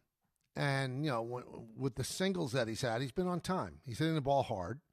which means that he could lift the ball and hit one over the wall. Maybe he could do it against Early. When he's not on time, then I'm concerned. And then the home runs don't come. But usually when he's hitting the singles like he is now, the home runs do come. We'll see if it happens tonight. You know, the Yankees won a game yesterday with only one home run. And then they hit the one home run in game one. So usually when they win, they hit 2 or more home runs. Is Judge a candidate to hit a home run today? Of course. Red Sox are starting a kid left-hander, so it's right there in front of them. Spencer in East Windsor. Spencer. Hey, Michael. How are you? I'm good. How about you? I'm the guy who called up one of the guys who called up in the summer. I wasn't exactly wishing for a Yankees-Red Sox series, but I reconciled that if we are to play them, then the upside would be the chance to get to finally vanquish them after they've had success against us these past few years. Never want to get overconfident. I think if I was Alex Cora and if I was talking to the media and if I was talking to my team, looking at their present situation, mainly about their use of the bullpen, I'd probably be saying, look, since we traded Rafael Devers, everybody has written us off. Nobody has given us a chance. Nobody thought that we would be here. When we were competing for the wild card during the regular season, everybody was expecting us to fall off. So as good as I feel about the Yankees in this game tonight, and it's always better to be the team that was facing elimination and persevered, I don't want to get overconfident, and that's what I'd be saying to my team if I was Alex Cora. Well, I mean, I don't think the Yankees feel overconfident. They shouldn't. I mean, they have a kid pitcher going as well. You never know what's going to happen in one game. Anything can happen in one game. So, I mean, you should feel confident. Both teams should feel confident. But I will tell you this: the way Alex Cora managed yesterday, he wanted to avoid a Game 3 because he knew he had a kid pitcher waiting. A guy making his 5th big league start in a do-or-die game. That's why he took out Brian Bayo in the 3rd inning with 1 out. He knew exactly what he was doing. He desperately wanted to win that game. Desperately. Now, one thing I would push back on you on, if the Yankees win this series, vanquish the Red Sox? Really? Does that make up for 2004? Does it make up for the other 2 times they lost in the postseason? No, those things happened. The only thing this does is get you to play the Toronto Blue Jays. It doesn't vanquish anybody. There's no revenge. You'll never get over 2004. Ever. That will live in infamy. You blew a 3-0 lead to your arch rivals who had not won a World Series since 1918. You gave them the opportunity to do that, and now they've won 3 more since then. There's no vanquishing going on. Red Sox are a team that's going to be around a long time. Remember, they're playing the series without Roman Anthony, one of their most important players. And the Yankees are playing the series without Garrett Cole and without Clark Schmidt. Because the way the Yankees dreamed up this season, Garrett Cole was going to start game 1 of this series. Then Max Fried. Then Carlos Rodon tonight. This is not the way it was drawn up in spring training. That's why I laugh. I laugh when people, make predictions in spring training. Could anybody have predicted that the Yankees are going to be playing a do-or-die game in the wild card round and Cam Schlittler would be the starter? No, that's not the way it was drawn up in the preseason meetings or the offseason meetings at Yankee Stadium in Tampa. It's not the way it was drawn up. But teams make adjustments. Cam Schlittler got an opportunity because Clark Schmidt went down, because Marcus Stroman wasn't effective, because earlier Luis Heel didn't pitch the first 4 months of the season, and then Tommy John surgery for Garrett Cole. There would have been no Will Warren this year if everything went according to plan, and Cam Schlittler would probably be a year or 2 away. But things change, and now he's pitching, up to this point, the most important game of the year. Hey, getting the right mattress helps you sleep at night. Getting the right price helps you sleep even better. At PC Richard & Son, they don't just sell you a mattress. Their experts use a 4-step fitting process to make sure your new bed fits you perfectly. The right fit, the right price, plus free delivery. It's what they do. Only at PC Richard & Son. Free delivery on mattresses $199 and up. Excludes Manhattan. See stores for details. Ballybet Sportsbook. Yo, Ballybet stacked for football season. When it comes to sportsbook apps, it's undefeated. Ballybet. Check out that brand new parlay zone. Here's the kickoff. Build your bets and place them right on your phone. What? Live bets, daily boosts, and promos. Increase your odds so you can win more dough. Touchdown! Ballybet's the play. Make game day more fun and download it today. Must be 21 plus, New York only. Gambling problem? Call 1-877-8-HOPE-NY. Ballybet Sportsbook and Casino. Download it. You know so much about who you are. But do you know what makes your body your body? With over 100 lab tests and insights, Function can help you know the truth. Because you know you're made of grit, wit, and a good heart. But just how healthy is that heart? You know you're made up of all the places you've called home. You know you're made of your mom's sarcasm. And now you can find out if you have her thyroid too. You know you're made of college all-nighters and 30s early-nighters, but those still don't explain your sleep issues. You know that you're made up of good meals with even better conversation. But are you actually absorbing those nutrients? A Function membership gives you a comprehensive health check with results tracked over time. Find out what you're made of at functionhealth.com.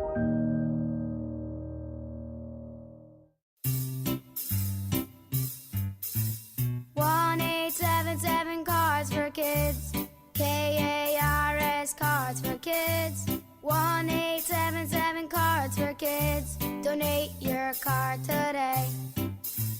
1-877 Cars for Kids. KARS Cars for Kids. 1-877 Cars for Kids. Donate your car today. Ready to get rid of that old car? Donate it to Cars for Kids. Call 1-877-CARS-FOR-KIDS to reach a friendly live agent. Donation's super easy, and your car can be picked up as soon as tomorrow. Call us now, 1-877-CARS-FOR-KIDS. That's Cars with a K to donate your car today. 1-877 Cars for Kids. Donate your car today. Did you know you can donate real estate too? Go to carsforkids.org. That's carsforkids.org. John Ryan. Yeah, Dad. I think I came up with a killer slogan for our law firm. D'Agostino and Associates, bite back. Bite back? Yeah. When someone hurts you, you bite back. We'll be the law firm that bites back. Dad, that's brilliant. Accident victims, call D'Agostino and Associates and bite back. Hey, we could even put a big vicious dog on billboards everywhere. Yeah, and Rottweilers on buses. Hey, how about a toll-free number? What are you thinking? You know, like 1-800-BITE-BACK. 1-800-BITE-BACK. That's brilliant. But what if people hear fight back? Easy. I'll spell it out for them, like 1-800-BITE, back. 1-800-BITE-BACK. That's 1-800-248-3222. Love it. Hey, Dad. Yeah? All this talk about biting back got me hungry. Me too. Want to grab lunch? Sure. Hey, how about a jingle? You mean like D'Agostino Law Bite Back? That's the ease at which you get information. You want it, you get it. Like that. Ask your phone. Group chat. Smartphone. You're always connected and informed in real time. No waiting. So if you're diabetic and still using finger sticks to read your blood sugar, what are you waiting for? Knowing your blood sugar levels instantly is important for managing diabetes. Call US Med at 888-665-0696. To learn more about continuous glucose monitors, a real-time instant method to track your blood glucose, US Med is an approved provider for Medicare and over 1,000 private insurers. And the best part? Call 888-665-0696 and we'll give you a free insurance benefits check today. So call 888-665-0696 today. That's 888-665-0696 and manage your diabetes as easy as... In the city that never sleeps and never stops talking sports, ESPN New York is always on. Now you can live and breathe everything New York sports wherever you are. On your radio dial, on the ESPN New York app, and streaming live on YouTube. However you watch or listen, ESPN New York is always on for you. Hear us, stream us, watch us. This is ESPN New York.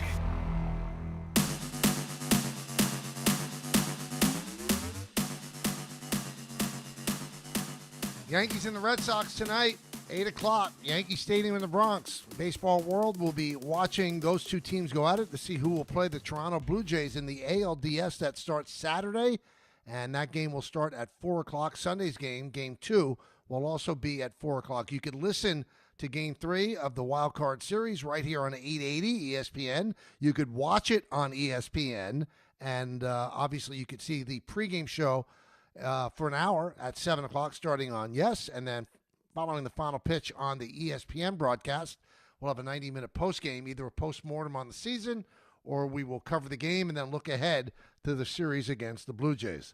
Let's go to Sam in Cleveland. Sam. Good afternoon, Michael K. How are you? I'm good, Sam. How are you?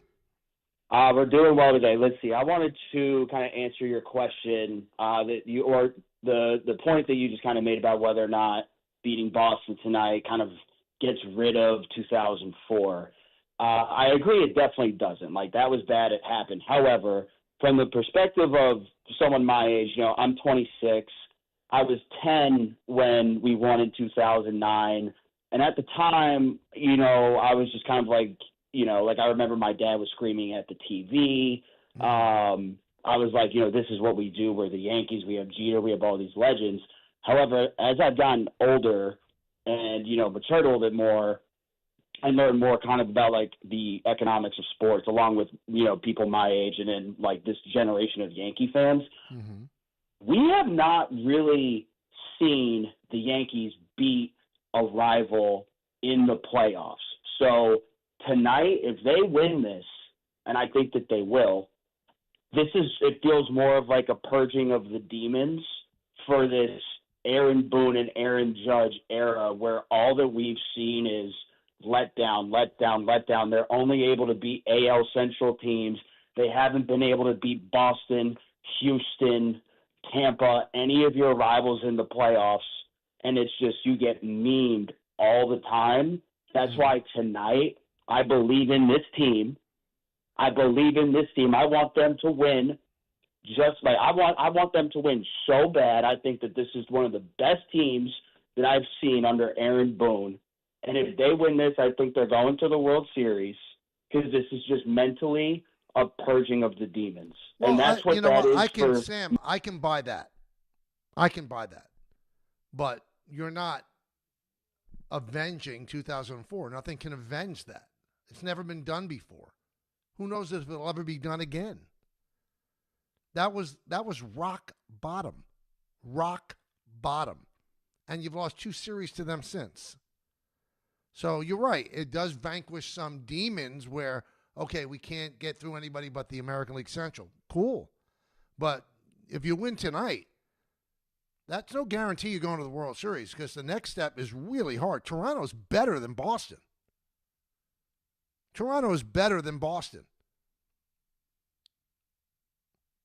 Seattle, I think, is on the same par as Toronto. Now, maybe you catch a break and either the Guardians or the Tigers beat the Mariners, maybe. And then it just takes an American League Central team to get to the World Series. But I told you this at the beginning when this started, when we talked to you at first on Monday. Last year was a joyride. And if they didn't get to the World Series, it would have been an absolute ridiculous disappointment. The road is much tougher this year. Much tougher. You're going to have to get through 2 American League East teams who you didn't have any success against during the regular season. And then you're probably going to have to get past the Seattle team that you did have some success against, but boy, they've got really good pitching. This is a much harder road than last year. But vanquish to me means, well, that's it. You never have to deal with them again. They're only going to get better. Remember, they lost Christian Casas. They traded Devers, which was that was their own decision, and then they lost Roman Anthony to an oblique injury. So we talked about how the best laid plans of mice and men sometimes go awry. They went awry for the Red Sox. Red Sox are a home run hitting team that don't hit home runs anymore because they don't have the personnel to do it. So they've got to string together hits, and they've got to play a clean game. Yesterday they didn't play a clean game. That's why they lost.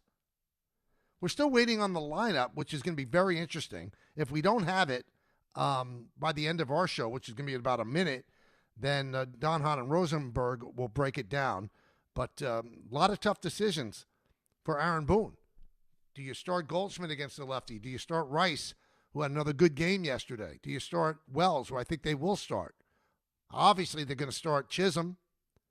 The one thing we know for sure, you're going to have Cam Schlittler on the mound. Maybe they don't play McMahon against the lefty. Maybe they put Caballero at third base. This is the fun part, but also the part where you earn your money if you're the manager.